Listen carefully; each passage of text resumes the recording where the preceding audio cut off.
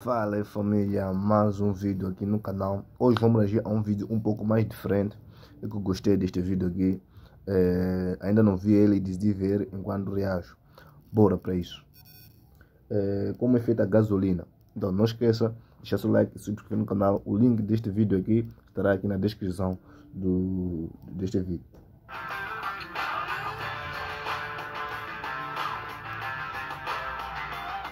Hoje, no último episódio da nossa série Super Tech, a gente vai mostrar como o petróleo que a gente viu saindo lá da plataforma vai virar a gasolina que abastece o seu carro. E para isso a gente veio até a refinaria Presidente Bernardes da Petrobras em Cubatão para conversar com quem entende do assunto e descobrir como é que funciona direitinho esse processo. Bora ver?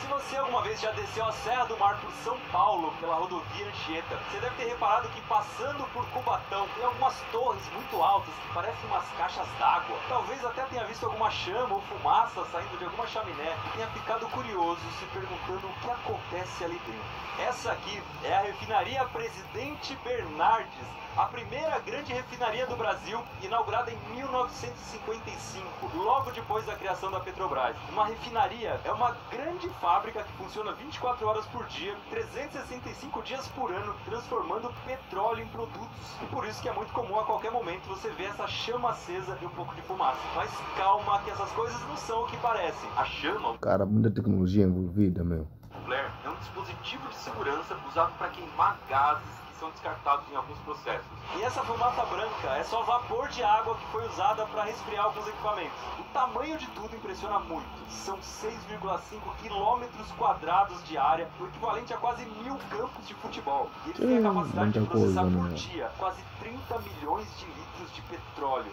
mais de 10 piscinas olímpicas, ou 11% do total refinado pela Petrobras. O petróleo que sai das plataformas é transportado de navio até São Sebastião, aqui no litoral do estado de São Paulo. De lá, ele é bombeado por mais de 150 quilômetros de dutos até chegar aqui. Ele vai ficar guardado por um tempo nesses tanques redondos, que são tão grandes que o pessoal aqui chama de maracanãs. Em cada um desses cabe 45 milhões de litros, e o total que pode ser armazenado nessa área é de 300 milhões de litros de óleo. Muita coisa, meu. Muita coisa, meu. Cara, o único que pode parar o ser humano é Deus. Simplesmente Deus, meu. Olha tudo isso, é maravilha aqui.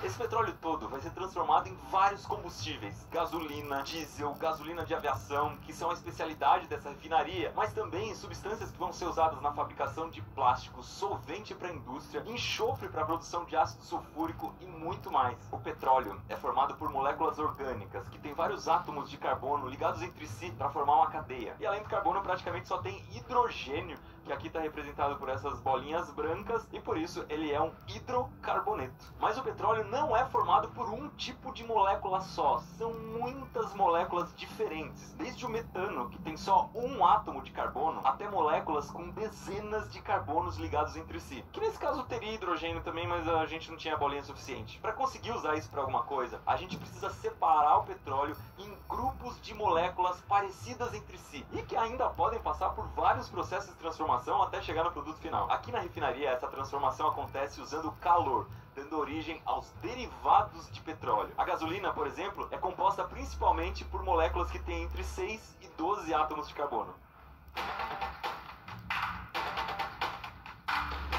Que absurdo.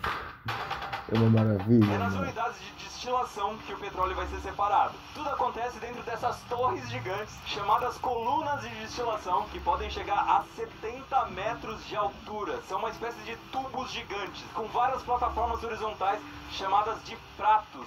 É como se fosse um prédio gigante e cada plataforma é um andar. O petróleo é aquecido a mais ou menos 350 graus nesses fornos gigantes, depois injetado na coluna de destilação pela parte de baixo, no andar térreo. A essa temperatura, a maior parte dos componentes do petróleo já virou vapor e vai querer subir. E no caminho ela vai batendo nos pratos. Então a temperatura de cada andar vai ser diferente. Embaixo é o mais quente e lá em cima no topo é o mais frio. Em cada um desses andares que a separação vai acontecer. Conforme o vapor vai subindo, esfriando, a mistura de moléculas começa a condensar, virar líquido de volta, como se fosse a água que se forma no espelho quando a gente toma um banho quente. Só que os componentes não condensam na mesma temperatura. As moléculas menores têm um ponto de ebulição mais baixo, ou seja, tem mais facilidade em continuar como vapor. Então na parte de baixo da coluna vão condensar as moléculas maiores, um pouco mais para cima as moléculas que são um pouco menores e lá em cima as menores moléculas de todas. De cada um desses andares sai um tubo por onde escorre o líquido condensado, chamado de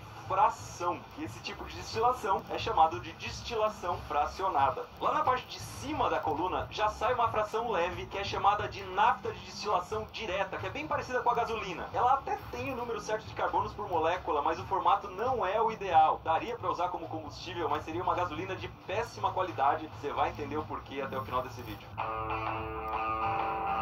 Há muito processo envolvido. Na prática, a maior parte da gasolina não sai direto desse destilador, mas do processamento de frações mais pesadas, que saem por aqui, pela parte mais baixa da coluna. Essa fração específica é chamada de resíduo atmosférico, porque o processamento acontece a uma pressão muito próxima à pressão atmosférica. Para separar melhor essa parte, ela ainda tem que passar por mais uma destilação. A unidade de destilação a vácuo funciona de um jeito muito parecido com a outra, mas como o próprio nome diz, ela usa vácuo e temperaturas bem altas, próximas de 425 graus, para ajudar a transformar as moléculas mais pesadas em vapor. Dessa vez, a fração que interessa pra gente é chamada de gasóleo de vácuo, que tem entre 16 e 60 átomos de carbono por molécula e sai desse duto aqui. Só que essas moléculas ainda são grandes demais para gasolina e ainda precisam ser quebradas, e esse é exatamente o objetivo da próxima unidade. Aqui acontece o craqueamento catalítico. Craqueamento, que vem do inglês crack, significa quebrar, e catalítico, porque eles usam uma substância que facilita a reação, que na química a gente chama de catalisador. Aqui o catalisador está na forma de um pó de uma cerâmica, o óxido de alumínio ou alumina.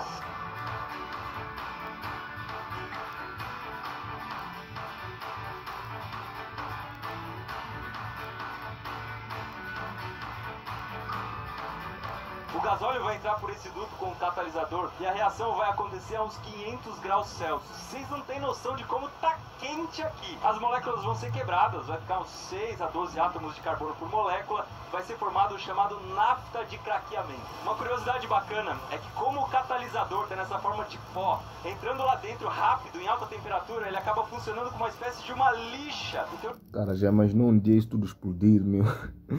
Ei, será um desastre.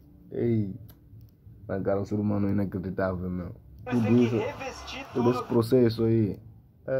Com uma espécie de cerâmica refratária, parecida com o que tem dentro de forno de pizza. E para saber se tudo isso está funcionando, as coisas são pintadas de verde com uma tinta termocrômica. Quando está na temperatura certa, ela permanece verde. Se estiver muito quente, ela fica branca. Como aqui a gente está bem na entrada, onde é bem mais quente, dá para ver um pouquinho do branco. Olha que legal. E agora a gente já tem tudo que precisa para fazer a gasolina. A nafta da destilação direta, que saiu lá da primeira destilação, e a nafta do craqueamento.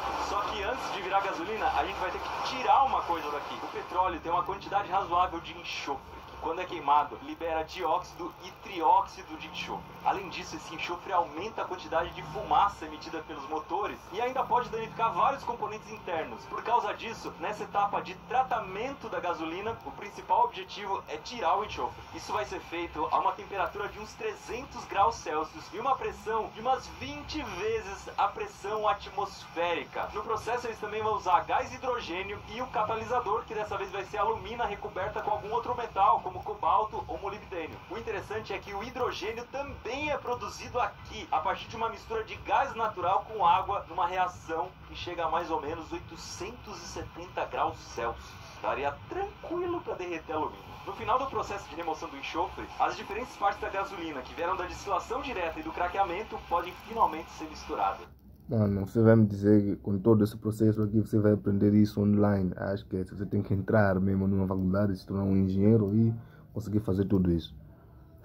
A única coisa que você pode aprender online é curso de inglês. Lembrando que aqui na descrição deste vídeo tem um curso de inglês onde você pode fazer. Tem mais de 150 aulas onde você vai fazer e poder falar inglês em pouco tempo e sozinho. Então não se esqueça de conferir este link aqui embaixo.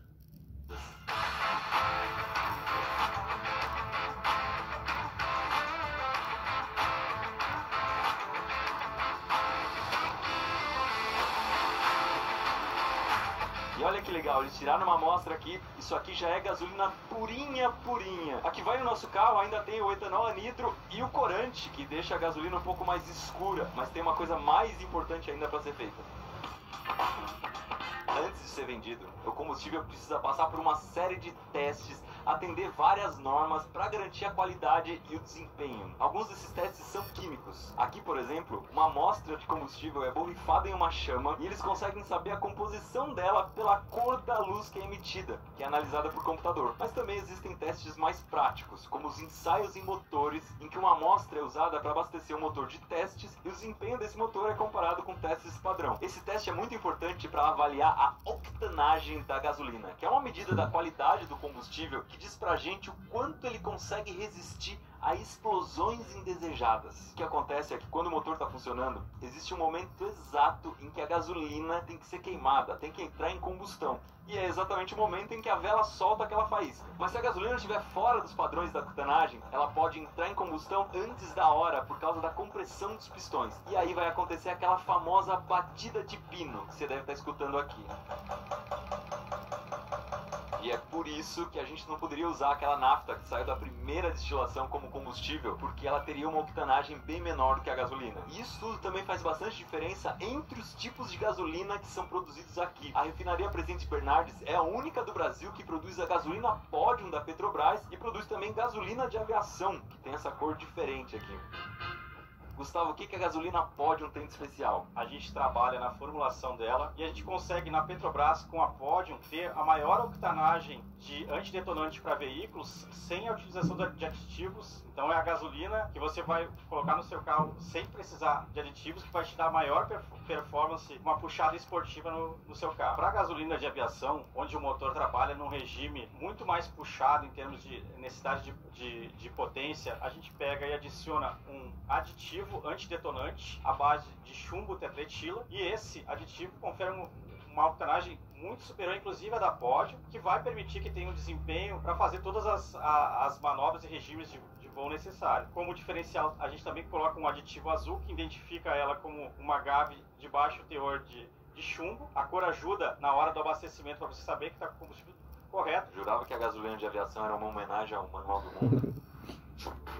Os produtos finais da refinaria vão ser guardados em tanques parecidos com o que a gente viu no começo do processo. Depois, uma parte vai ser transferida por dutos, subindo a serra até chegar em um terminal em São Caetano do Sul, perto de São Paulo. E outra parte vai para a Baixada Santista, onde vai ser distribuída para o resto do Brasil por navios.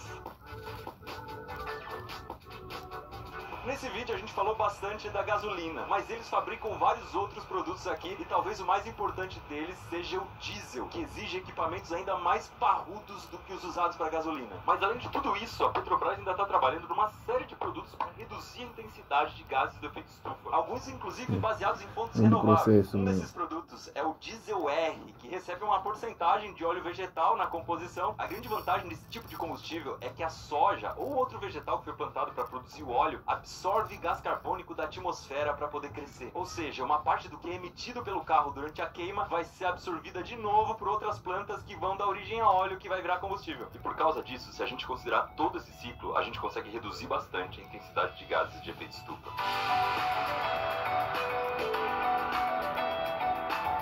Uma porrada de processo. E esse é mais um episódio final de uma série que a gente faz com a Petrobras. E mais uma vez a gente teve a chance de conhecer lugares que guardam o melhor da tecnologia do nosso país. Na Supertech, a gente explicou desde inteligência artificial até o refino do petróleo. Uma passagem completa por temas importantes que falam do presente, mas também do futuro. Foi uma parceria do Manual do Mundo com a maior empresa brasileira para levar para vocês as informações e o conhecimento que é o que a gente acredita que é preciso para transformar o futuro que a gente imagina em realidade. E por isso eu queria agradecer mais uma vez a Petrobras por entrar nessa com a gente e a vocês por acompanharem toda essa aventura. Então, pessoal, esse foi mais um react aqui no canal.